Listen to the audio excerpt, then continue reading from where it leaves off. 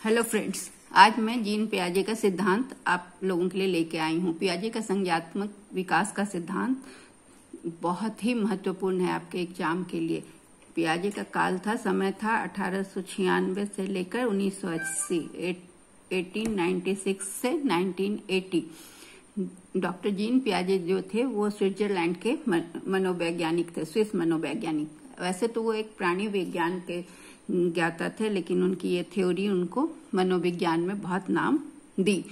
उनका मानना था, बुद्धि के बारे में उनका मानना था कि बुद्धि जन्मजात नहीं होती है। पहले उनके पहले लोग मानते थे कि बुद्धि जन्मजात होती है, लेकिन पियाजे ने बताया कि बुद्धि जन्मजात नहीं होती है। जैसे जैसे बालक की आयु बढ़ती है और वैसे वैसे उसका कार्य क्षेत्र भी बढ़ता है, बहुत चीजों से उसका इंटरेक्शन होता है, अंतःक्रिया होती है, तब बुद्धि का विकास संभव होता है। प्रारंभ में बच्चा केवल सरल सिंपल कॉन्सेप्ट्स को सीखता है, सरल संप्रत्ययों को सीखता है। फिर जैसे जैसे उसका अनुभव बढ़ता है, बुद्धि का विकास बढ़ता है, फिर वो जटिल चीजों को भी सीखता है। जैसे जैसे आयु बढ़ती है तो वह जटिल चीजों को सीखने लगता है। बालक के सत्य के बारे में चिंतन करने की शक्ति, सत्य के बारे में सोचने की शक्ति, परिपक्वता स्तर और अनुभवों की अंतःक्रिया, मतलब अनुभव की अंतःक्रिया, जो क्रिया मन के अंदर चलती है, पर निर्भर करती है तथा निर्धारित होती है। ठीक है, तो कुछ मनोवैज्ञानिक ने इसे अंतःक्रियावादी विचारधारा भी कहा है। इस सिद्धांत को अंतःक्रियावादी, क्योंकि इंटरैक्शन चलता रहता है मन के अंदर, दिया है। और कुछ मनोवैज्ञानिक ने इन्हें संप्रत्यय निर्माण का सिद्धांत भी कहा है। संप्रत्यय होता है कॉन्सेप्ट, किसी भी चीज के बारे में आइडिया जो बनाया जाता है, जो कॉन्सेप्ट बनता है, उसे संप्रत्यय कहते हैं। तो अगर अंतःक्रियावादी विचारधारा आप पूछा जाए तब भी पियाजे का सिद्धांत आएगा। संज्ञानात्मक संप्रत्यय निर्माण का सिद्धांत पूछा जाए तब भी इसका वही मतलब निकलता है। अब हम लोग कुछ पियाजे के सिद्धांत के कुछ शब्दों को पहले समझ लेंगे, क्योंकि इससे जुड़े हुए प्रश्न हमेशा आते हैं। तो उन्होंने क्या क्या टर्म्स यूज किया, इसको हम लोग जानते हैं। तो संज्ञानात्मक विकास सिद्धांत के पद, steps of cognitive development theory. संज्ञानात्मक विकास सिद्धांत में पियाजे ने कुछ पदों का इस्तेमाल किया है, तो उसको हम एक एक करके समझते हैं। एक है उनका अनुकूलन। अनुकूलन जिसको अंग्रेजी में अडाप्टेशन भी कहते हैं। पियाजे के अनुसार उनका मानना था कि बच्चे अपने वातावरण के साथ एडजस्ट करते हैं। समायोजन की प्रवृत्ति बच्चों में जन्मजात होती है, तो उसे अनुकूलन कहते हैं। जिस वातावरण में रहते हैं बच्चे, उस वातावरण में खुद को एडजस्ट कर लेते हैं। आप देखते होंगे बच्चे को कहीं भी ले जाते हैं, थोड़ी देर के लिए उनको दिक्कत होती है नए जगह में, फिर वो वहां हिल मिल जाते हैं। तो इसे हम कहते हैं समायोजन। किसी भी वातावरण में जाकर समायोजन की प्रवृत्ति होती है, जो उनको सिखाना नहीं पड़ता है, वो जन्मजात होती है। जिसे अनुकूलन कहा जाता है। किसी भी चीज को अडॉप्ट कर लेना, किसी नई जगह को, नई परिस्थिति को। तो जब बच्चा वातावरण में किसी उद्दीपक परिस्थितियों के सामने होता है, उद्दीपक परिस्थितियों का मतलब हुआ स्टिमुली, ठीक है, स्टिमुली जिसको हम कहते हैं, तो सामने होता है, उस समय उसकी विभिन्न मानसिक क्रियाएं अलग अलग कार्य न करके एक साथ संगठित होकर कार्य करती हैं और ज्ञान अर्जित करती है। मतलब वातावरण में मान लीजिए सामने से अचानक कोई बच्चा बैठा हुआ है, कोई जानवर आ जाए, तो उस समय फिर वो अलग अलग उसकी मानसिक क्रियाएं अलग अलग कार्य नहीं करके एक साथ या तो उसको आश्चर्य से देखता है या तो डर से चिल्लाता है। तो इस तरह का कार्य करता है और इस तरह से उसे ज्ञान अर्जित होता है। पियाजे ने अनुकूलन को दो उपक्रियाओं में बांटा है। अनुकूलन को दो उपक्रियाओं में बांटा है। पहला है आत्मसातकरण, जिसको एसिमिलेशन कहते हैं, और दूसरा है समंजन, जिसको एकोमोडेशन कहते हैं। आत्मसातकरण क्या है? यह एक ऐसी प्रक्रिया है जिसमें बालक किसी समस्या का समाधान करने के लिए पहले सीखी हुई योजनाओं या मानसिक क्रियाओं का सहारा लेता है। मतलब क्या है कि कोई भी चीज को एसिमिलेट करने के लिए वो पहले से सीखी हुई घटना के साथ उसको मिला लेता है और उसके बाद उसको मानसिक सहारा लेके फिर उसको उसके साथ जोड़कर काम वो कर लेता है। तो अब आत्मसातीकरण का एक इस तरह से जैव वैज्ञानिक चूंकि प्रक्रिया है, तो इसको हम जीव विज्ञान के हिसाब से अगर समझें, तो जब हम भोजन करते हैं तो पूरा भोजन हमारे अंदर नहीं, शरीर के अंदर नहीं रहता है। वो क्या होता है, भोजन से बना हुआ रक्त क्या होता है, मांसपेशियों में इस तरह से समा जाता है कि हमारी मांसपेशी की संरचना बदल जाती है।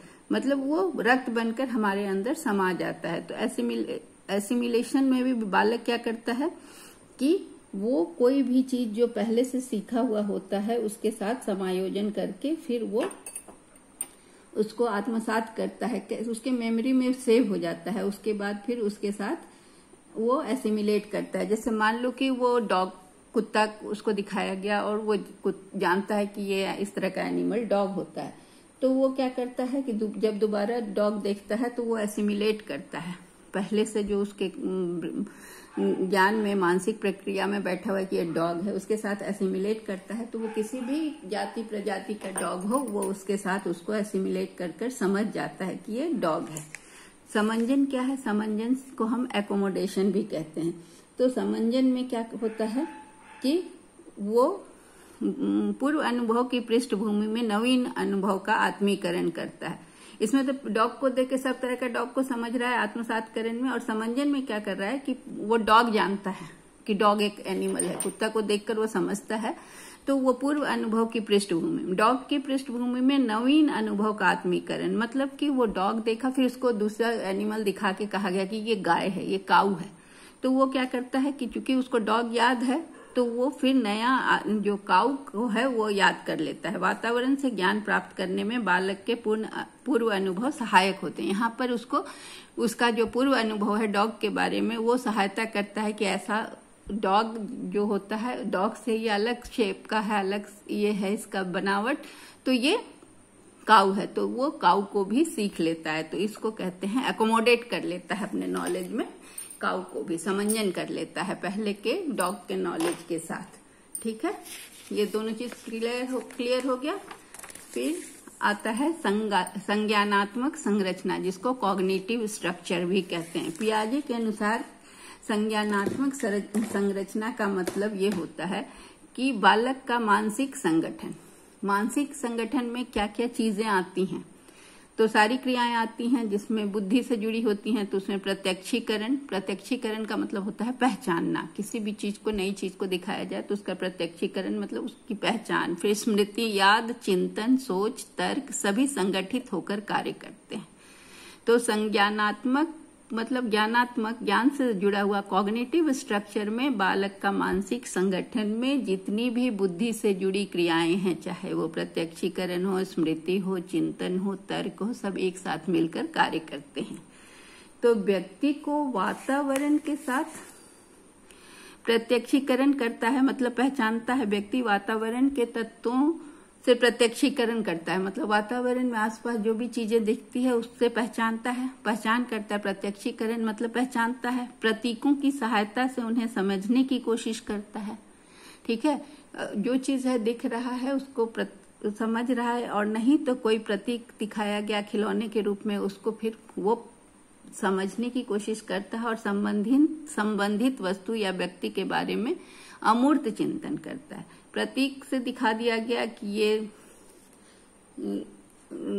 कोई भी चीज को दिखाया गया कि ये कार है, तो वो कार के बारे में फिर वो अमूर्त चिंतन करता है। फिर सड़क पर कार देखकर वो कार को समझ लेता है। तो इस तरह की सारी प्रक्रियाएं मिलकर उसके भीतर ज्ञान के भंडार को या संज्ञानात्मक संरचना जो है उसको बढ़ाती है और उसके व्यवहार को फिर निर्देशित करती है। कोई व्यक्ति वातावरण में उपस्थित जितना स्टिमुली है, उद्दीपक है, को पहचानता है, उसकी व्याख्या करता है, ग्रहण करता है और प्रतिक्रिया करता है।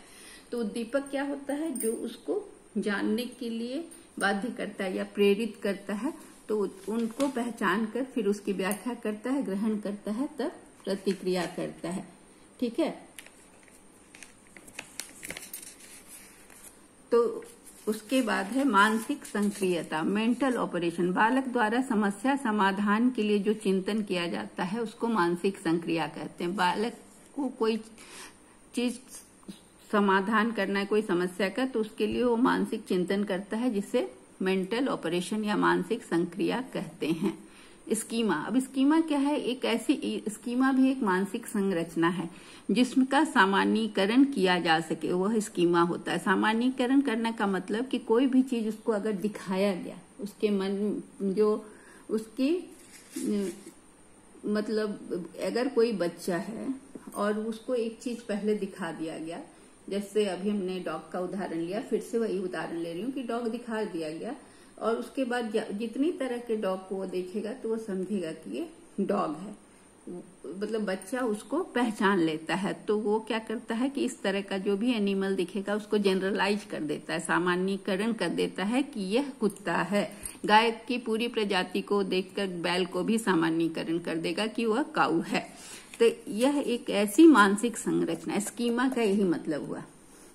ठीक है, तो स्कीमा में क्या है कि स्कीमा दो तरह का होता है, एक सिंपल स्कीमा होता है, एक जटिल स्कीमा होता है। ठीक है, तो सिंपल स्कीमा में क्या होता है कि एक कार खिलौना कार देखता है तो उससे वो रिलेट करके सड़क पर देखकर सब तरह के कार को बता देता है कि ये कार है।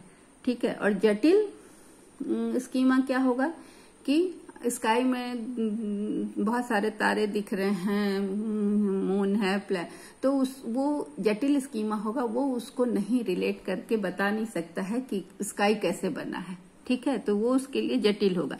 तो स्कीमा एक ऐसी मानसिक रचना है जिसमें बच्चा को कोई खिलौना दिखा दिया जाए, कोई चीज दिखा दिया जाए तो उसको दूसरे चीज से वो रिलेट कर लेता है। ट्रक दिखाया जाए या बड़ा ट्रेन दिखा दिया जाए तो वो ट्रेन को एक खिलौने वाले ट्रेन से सही के ट्रेन को क्या कर लेता है, कोरिलेट कर लेता है या सामान्य उसको जनरलाइज कर देता है। यह एक ऐसी मानसिक संरचना है जो व्यक्ति विशेष के मस्तिष्क में सूचनाओं को संगठित और व्याख्या करने के लिए विद्यमान रहती है। स्कीमा सबके मस्तिष्क में विद्यमान रहती है जो कि सूचना को संगठित करती है और फिर व्याख्या करती है। ठीक है, स्मृति जो व्यक्ति के में पहले से विद्यमान रहती है वो स्कीमा होती है। जैसे उसके पास कार की स्मृति है, बॉल की स्मृति है। ठीक है, छोटा बॉल भी देखेगा तो भी वो बॉल कहेगा बड़ा बॉल को भी, तो वो क्या करता है, रिलेट कर देता है, तो इसे हम स्कीमा कहते हैं। ठीक है, अब हम पियाजे के संज्ञानात्मक विकास की अवस्थाओं को देखेंगे। जैसे जैसे उम्र बढ़ती है वैसे वैसे संज्ञानात्मक विकास भी बढ़ता है और वैसे वैसे अवस्थाएं भी बदलती है। तो पियाजे ने 4 अवस्था बताए हैं, जिसमें पहला है संवेदी पेशीय अवस्था या इंद्रिय गतिक अवस्था। ठीक है, सेंसरी मोटर स्टेज। फिर दूसरा है पूर्व संक्रिय अवस्था, प्री ऑपरेशनल स्टेज। तीसरा है मूर्त संक्रिय अवस्था, कॉन्क्रीट ऑपरेशनल स्टेज। और चौथा है औपचारिक संक्रिय अवस्था, स्टेज ऑफ फॉर्मल ऑपरेशन। अभी आप ध्यान से सुनेंगे, ये चारों क्वेश्चन आते हैं सी टेट में भी, नेट में भी, यूजीसी नेट में भी ये क्वेश्चन है, टेट में भी क्वेश्चन आता है कि पियाजे बहुत इंपॉर्टेंट है एग्जामिनेशन पॉइंट ऑफ व्यू से। तो ये सारी अवस्थाओं को लिखकर फिर वो ऑप्शंस, ये अवस्थाएं होती हैं जिसमें आपको आंसर करना होता है। तो अगर इन अवस्थाओं को आप अच्छे से समझ लेंगे तो इससे जुड़ी हुई कोई भी प्रश्न को हल कर लेंगे आसानी से। तो पहला है संवेदी पेशीय अवस्था या इंद्रिय गतिक अवस्था। ये अवस्था जो होती है ये 0 से 2 इयर्स तक होती है। सिर्फ 0 से 2 इयर्स का बच्चा होता है, उसके वो क्या करता है, ये विकास की प्राथमिक अवस्था होती है। ये जन्म से 2 वर्ष तक की चलती है। इसमें बच्चा अपने ज्ञानेंद्रियों से, सेंस ऑर्गन से सब वस्तुओं को समझता है। सेंस ऑर्गन क्या क्या है, आईज, नोज, ईयर, स्किन और 5 सेंस ऑर्गन हैं जिनकी सहायता से वस्तु, रस, गंध, ध्वनि को समझता है और अनुभव करता है। उस समय बच्चे का ज्ञान विकसित नहीं होता ज्ञान इंद्रियों की सहायता से। तो इन सरल क्रियाओं को पियाजे ने सहज स्कीमा कहा है। इन्हीं अनुभूतियों की पुनरावृत्ति के कारण बच्चा संज्ञानात्मक आत्मसात और समंजन करता है।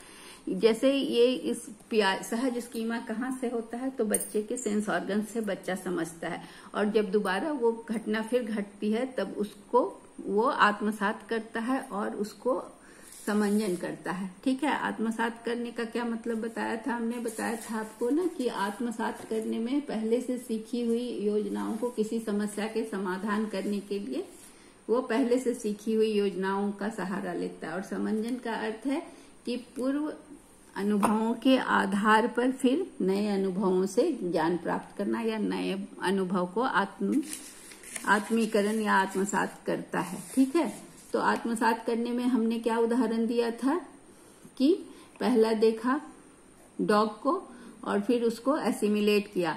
एसिमिलेट मतलब आत्मसात किया, फिर दूसरे डॉग को पहचाना। ठीक है, और समंजन में क्या करता है कि कुत्ते को देखकर गाय की नई जानकारी प्राप्त की और उसे फिर अपने मानसिक ये मेमोरी में उसको रख लिया, तो वो समंजन कहलाया। तो जब उसे परिवेश में उपस्थित उद्दीपकों का पता चलता है तो बच्चा अपनी इंद्रियों के द्वारा इनका प्राथमिक अनुभव करता है। बच्चा क्या करता है, आप देखते होंगे कि कुछ भी चीज मिलता है सबसे पहले उसको मुंह में ले जाता है। तो अपने परिवेश में उसको जो भी चीज दिखती है पहले उसको अपने इंद्रियों में सबसे पहले मुंह से उनका प्राथमिक अनुभव करता है। उसके बाद फिर वो एसिमिलेट करता है। उस तरह की चीजें फिर दोबारा अगर मिली, कोई चीज अगर उसको बिटर लग गया तो वो फिर दोबारा मिली, 2 बार डाला, तीसरी बार वो नहीं डालेगा क्योंकि वो फिर उसको समंजन करता है या उसको समझ जाता है। तो ये हुआ संवेदीय पेशीय अवस्था या इंद्रिय गतिक अवस्था। ये भी लिखा हुआ आता है इसमें। 0 से 2 साल की अवस्था है और इसमें सेंस ऑर्गन्स या ज्ञानेंद्रियों की सहायता से बच्चा समझता है और ज्ञान प्राप्त करता है, जिसे पियाजे ने क्या कहा, सहज स्कीमा, सिंपल स्कीमा। ठीक है, तो इसमें क्या क्या क्वेश्चन बना, एक ये क्वेश्चन बना इंद्रिय गतिक अवस्था क्या है, संवेदीय पेशीय अवस्था क्या है, इसका ईयर कितने साल तक किस अवस्था तक होता है, इसमें बच्चा कहाँ से ज्ञान प्राप्त करता है, ज्ञान इंद्रियों से प्राप्त करता है, और फिर अनुभूतियों की पुनरावृत्ति के कारण उसे आत्मसातीकरण करता है और समंजन करता है। ठीक है, तो जो भी उद्दीपक मिलते हैं उसका बच्चा इंद्रियों के द्वारा प्राथमिक अनुभव करता है। ठीक है, इसमें बहुत सारे क्वेश्चन बन रहे हैं। पूर्व संक्रिय अवस्था, ये 2 से 7 साल की अवस्था में तक होता है। इस अवस्था में बच्चे में ये विशेषताएं पाई जाती हैं। अब हम एक एक करके विशेषता को देखते हैं। तो पूर्व संक्रिय अवस्था आपको ज्यादा अच्छे से समझ में आएगा क्योंकि पॉइंट वाइज मैंने लिख दिया है।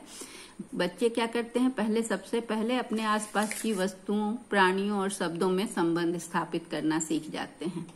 और बच्चे इस अवस्था में नकल करके सीखते हैं, अनुकरण करके सीखते हैं।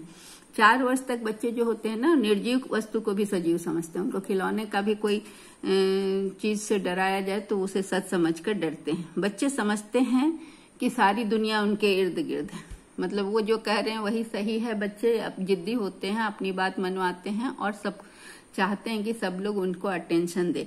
तो ऐसे बच्चे को, इसको आत्म केंद्रित कहा गया, ईगो सेंट्रिज्म। ईगो सेंट्रिज्म में वो बच्चे दूसरे की भावना को नहीं समझते या दूसरे की फीलिंग्स को नहीं समझते। वो अपने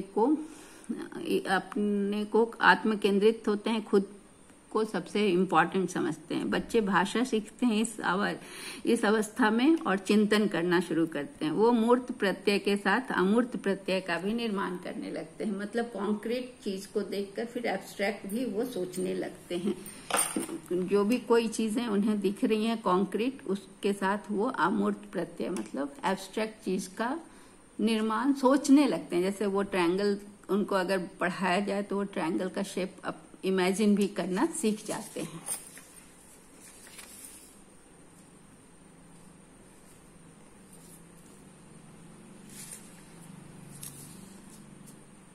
फिर वे रट कर सीखते हैं, समझ कर नहीं। इस अवस्था में बच्चे रट कर सीखते हैं, समझ कर नहीं। बच्चा स्वार्थी नहीं होता है इस एज में, क्योंकि ये फीलिंग उसमें डेवलप नहीं होती है। बच्चा कार्य कारण संबंध नहीं स्थापित कर सकता है कि क्यों कार्य किस वजह से ये हुआ, मतलब कॉज एंड इफेक्ट का संबंध नहीं पता पाता है। समस्या समाधान में के एक ही पक्ष को समझ पाता है, दोनों पक्ष को नहीं समझ पाता है। तो ये हो गया आपका पूर्व संक्रिय अवस्था। इसमें फिर है मूर्त संक्रिय अवस्था, जिसे हम कॉन्क्रीट ऑपरेशन स्टेज कहते हैं। ये 7 से 11 साल तक का होता है। इसमें क्या है, इस अवस्था की विशेषता है कि बालक अब थोड़ा बड़ा हो गया, 7 से 11 साल का, तो व्यवहार प्रैक्टिकल हो गया और रियलिस्टिक हो गया, यथार्थवादी। तर्क शक्ति का विकास हो जाता है। अब वो कोई चीज को आसानी से नहीं मानते, तर्क करते हैं। अमूर्त समस्याओं का समाधान कुछ हद तक ढूंढ पाते हैं, जो चीज नहीं देखे और वो जैसे मैथ्स का प्रॉब्लम्स को सॉल्व करने में वो फिर कुछ हद तक कर पाते हैं। वस्तुओं को उनके गुणों के आधार पर पहचानते हैं। ठीक है, कुछ क्षमताएं जैसे कंजर्वेशन आदि विकसित होता है। कंजर्वेशन क्या होता है?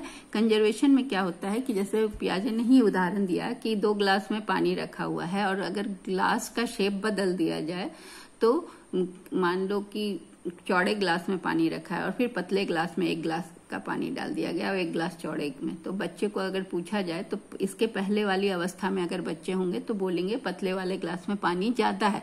लेकिन इस अवस्था में आते आते बच्चों को ये पता हो जाता है कि वो पानी की मात्रा सेम है, केवल कंटेनर बदला गया है, रखने का ग्लास बदल दिया गया है। तो ये चीजें उनको समझ में आने लगती हैं इस अवस्था तक आते आते। संख्या बोध और गणित भी उनको समझ में आता है, गणित के प्रॉब्लम सॉल्व करने लगते हैं और कोई किसी भी चीज को क्रमानुसार असेंडिंग ऑर्डर, डिसेंडिंग ऑर्डर, अवरोह क्रम में, आरोह क्रम में लिखना, वर्गीकरण करना कि ग्रुप मतलब एनिमल्स को एक ग्रुप में डालो तो फ्लावर्स को एक ग्रुप, सब मिक्स करके दे दो और उसके बाद बोलो अलग अलग ग्रुप सबके हिसाब से डालो, ये कर सकते हैं। एक दूसरे में पारस्परिक संबंध क्या है, तो ये सारी चीजों को वो बताने लगते हैं। तो इसे हम मूर्त संक्रिय अवस्था कहते हैं। और अंतिम है औपचारिक संक्रिय अवस्था। ये 12 साल की उम्र से लेकर एडल्टहुड तक, जब तक बच्चे बड़े हो जाते हैं तब तक चलता है। तो इस समय क्या होता है कि बच्चों का पूरा विकास हो जाता है और वो बहुत चीज समझते हैं। अब वो विसंगति को भी समझते हैं, वास्तविक अनुभव को काल्पनिक रूप में प्रक्षेपित कर सकते हैं। जो भी अनुभव किए उसको कल्पना में उसका ड्रामा बना के, उसका स्टोरी बना के, उसका प्ले करके कुछ भी वो उसको प्रोजेक्ट कर सकते हैं, प्रोजेक्शन उसका कर पाते हैं। तो अनुभव को प्रोजेक्शन काव्य के रूप में, गद्य के रूप में वो प्रस्तुत कर सकते हैं अपने अनुभवों को। विचार को संगठित कर सकते हैं, विचारों को वर्गीकृत कर सकते हैं और हाइपोथेसिस भी बनाना सीख जाते हैं, परिकल्पना। जो चीज नहीं दिया गया उसके बारे में वो कल्पना भी कर सकते हैं। प्रतीक, सिंबल्स का अर्थ समझना शुरू कर देते हैं। यह संज्ञानात्मक विकास की अंतिम अवस्था होती है और बच्चे का मस्तिष्क परिपक्व होने लगता है। ठीक है, तो पियाजे का ये सिद्धांत के 4 अवस्थाएं हैं और उनके कुछ टर्म्स थे जिन्हें हमने डिस्कस किया। ये सारे बहुत इंपॉर्टेंट हैं। पियाजे ने अपने इस सिद्धांत को शिक्षा के क्षेत्र में प्रयोग करते हुए अनुकरण और खेल विधि से शिक्षण पर जोर दिया। उन्होंने कहा कि बच्चों को स्वयं करके सीखने देना चाहिए। उन्होंने इंडक्टिव मेथड पर भी जोर दिया। जो बच्चे सीखने में धीमे हैं उन्हें दंड नहीं देना चाहिए। ठीक है, इस तरह से ये पियाजे का सिद्धांत संपूर्ण हुआ। ये आपके लिए बहुत इंपॉर्टेंट है, इसको ध्यान से पढ़ेंगे। Thank you.